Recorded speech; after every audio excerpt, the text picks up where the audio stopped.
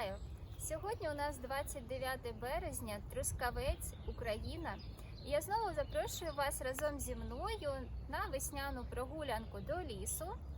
Планую сьогодні збирати весняні гриби. В нашому регіоні це саркосцифа. Також ще зараз можна зустріти різні дрижалки та ексидії, вушка. Але ми з вами будемо збирати саркосцифу. І я поділюся з вами декількома новими, дуже смачними і цікавими рецептами з нею. Якщо ви мої постійні глядачі, то, звісно ж, ви знаєте вже багато про саркосцифу. Можливо, навіть збираєте її активно. Взагалі, шукати її дуже легко через такий червоний яскравий колір. А в цьому році на неї дуже великий врожай. Ось дивіться, які чудові такі келишки, тарілочки. І зараз якраз треба встигнути зібрати саркосцифу через те, що різко стає тепло і вона починає активно ставати хробачливою, бо в лісі прокидаються комахи різні. Прокидаються не тільки комахи, але й прокидаються кліщі.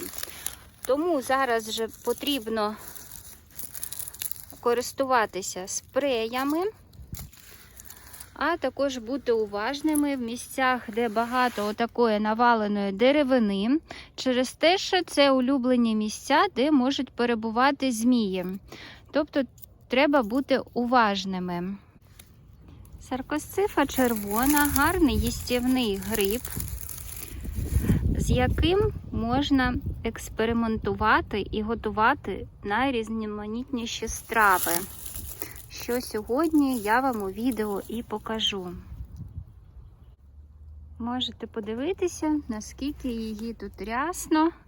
Вона усюди під ногами. Тому я особливо сьогодні не буду знімати і показувати вам процес збору цих грибочків. Можете його подивитися в моєму попередньому відео із серії «Готую у лісі». Там я збирала доволі такі крупні екземпляри. І, до речі, рецепт у відео тому також дуже смачний, особливо якщо у вас є ведмежа цибуля.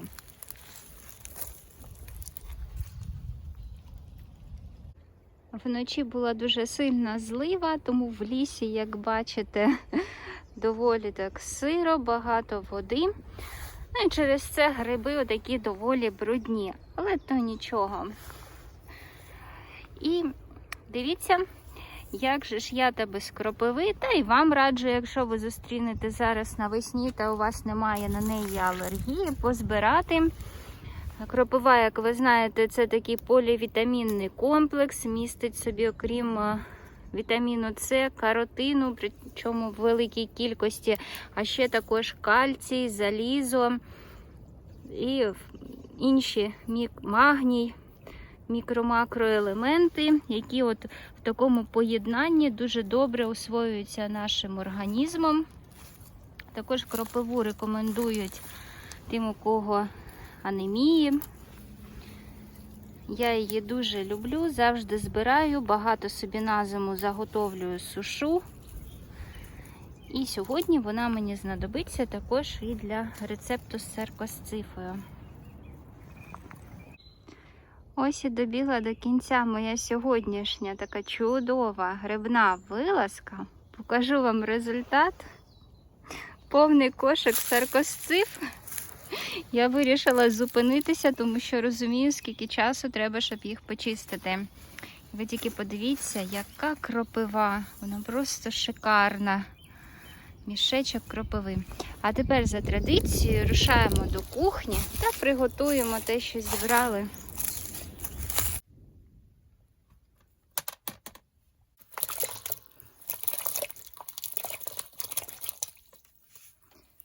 Гриби замочу хвилин на 20 і будемо чистити. Я зазвичай гриби чищу ножем. Давайте спробуємо, мені тут порекомендували цією жорсткою стороною губки. чистити.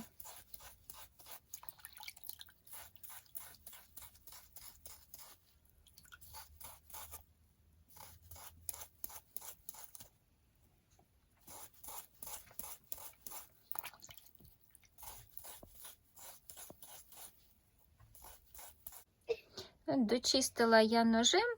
Мабуть, якщо трошечки наловчитися, то буде зручно і губкою. Давайте ще раз спробуємо от на більш такі крупні саркосцифі.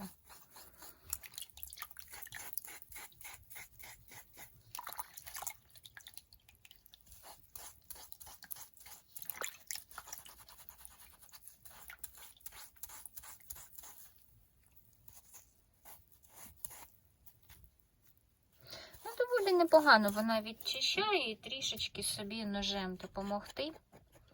В принципі, нормально. Губкою краще, ніж зубною щіткою. Тому можете також спробувати. Першою стравою сьогодні приготуємо картопляну запіканку з кропивою та грибами. Для початку відваримо картоплю на пюре.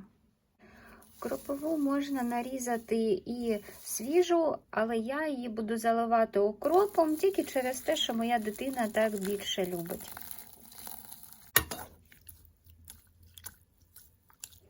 Декілька хвилин я зілью воду і промию в холодній воді кропиву. З кропиви добре відтиснула я воду. І кропивний відвар не виливайте, ним можна сполоснути волосся або можна вмитися, ванну додати. І нарізаю тепер невеличкими шматочками. Поки відварюється картопля, підготуємо інгредієнти для другої страви. Це буде фарширована саркосцифа. Запікати будемо одночасно з картопляною запіканкою. До замороженого зеленого горошку я додаю зубчик невеличкий чеснику. Сюди ще тру невеличкий шматочок сиру, в мене моцарелла. Додаю трохи солі за смаком.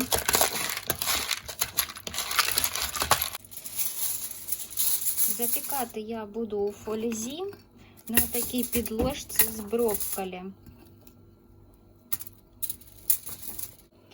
Формую такий мішечок, щоб можна було закрити потім цю фольгу. Трішки солі, трішки перцю. Фарширую нашу саркосцифу та викладаю на підложку.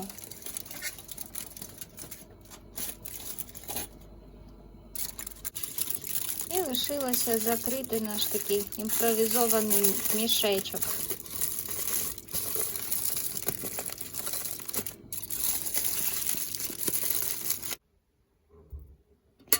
Картопляне пюре можна додати ще смажену цибулю. Сюди додаю кропиву.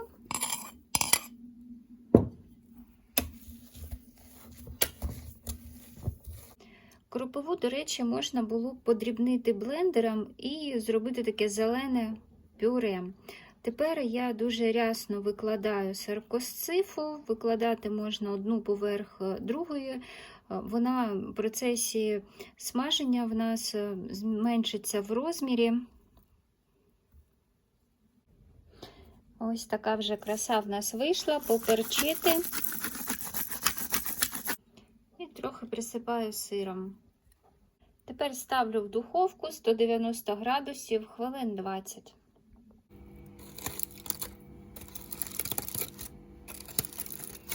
Дивіться, які красунчики. Тут скільки багато соку, якщо бачите, і дуже така страва до рису підходить, а може як бути як самостійною стравою. Ось така гарна запіканочка. Зверху ще присипати зеленню. А зараз вам покажу один з моїх вдалих, як на мене, експериментів з саркосцифою. Ми з вами будемо готувати млинці. Я беру таку добру жменю саркосцифи, це приблизно 80 грамів тут її виходить. одне яйце. Ну і звичайне тісто для млинців готую, але спочатку це все переб'ю блендером.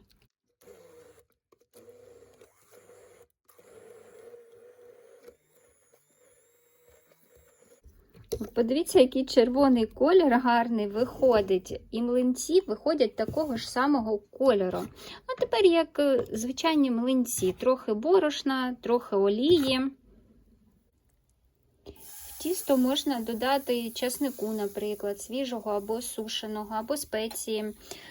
Через те, що немає особливо якогось такого насиченого смаку у цих млинців.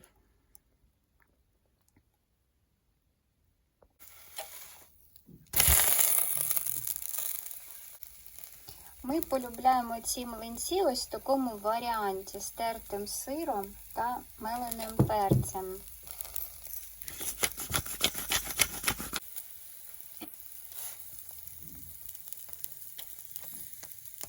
І отак от я декілька разів перевертаю з однієї сторони на іншу, щоб сир розплавився. З цієї кількості в мене вийшло 5 штучок таких сендвічей. Колір, я б сказала, креветочний. Доволі такий насичений. Так, і тепер, знаєте, що я хочу зробити? Я висушила саркосцифу і хочу перевірити, чи буде такий самий ефект кольору зберігатися, якщо я її зараз подрібню. Зараз зробимо порошок і приготуємо ті самі млинці. Ось такий порошок у мене вийшов. Його б, мабуть, краще було б просіяти, але я цього не буду робити.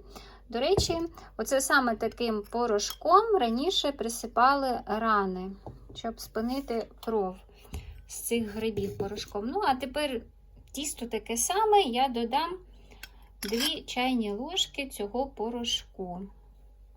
Приблизно 10 хвилин у мене тісто постояло, щоб грибочки розмокли. І тепер смажу.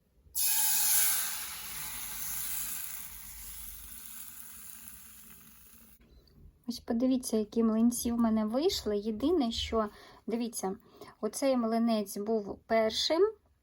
Потім я перебила блендером тісто. І всі інші стали більш такого яскравого кольору. Хоча вони також шматочками грибочки, проте колір, бачите, як відрізняється. Мені дуже сподобався порошок додавати. Насправді колір не передає, він такий креветочний. Я не знаю, як вам так показати. Так ось, колір цікавий. І що саме цікаве, з порошку млинці виходять з грибним смаком. Якщо зі свіжих, такого смаку грибного виразного немає, і нема можливості зробити таке тоненькі млинці, бо тісто виходить густим. А якщо його розбавляти, воно тоді не таке насичене. А тут за рахунок того, що порошок, і ми більше рідини додаємо, можна робити такі тоненькі млинці, щось в них загортати. Вони дуже смачні самі по собі, тому що мають легкий грибний присмак. Ще, мені здається, оцей порошок, якщо його ступкою перетерти ретельніше, можна було б додавати до вершкового соусу, наприклад. Був би цікавий і присмак, і колір. Ну, тобто, треба подумати, як ще можна використати. Єдине, що саркосцифа сушена, вона з віком при зберіганні починає міняти свій колір. Він не таким яскравим стає. Ну, приблизно до року можна зберігати, але в темному місці, без доступу світла. А потім колір вже стає помаранчевим. Сподіваюсь, відео було цікавим та корисним. Я бажаю нам всім миру, миру над головою, в душі, в серці. До нових зустрічей у лісі!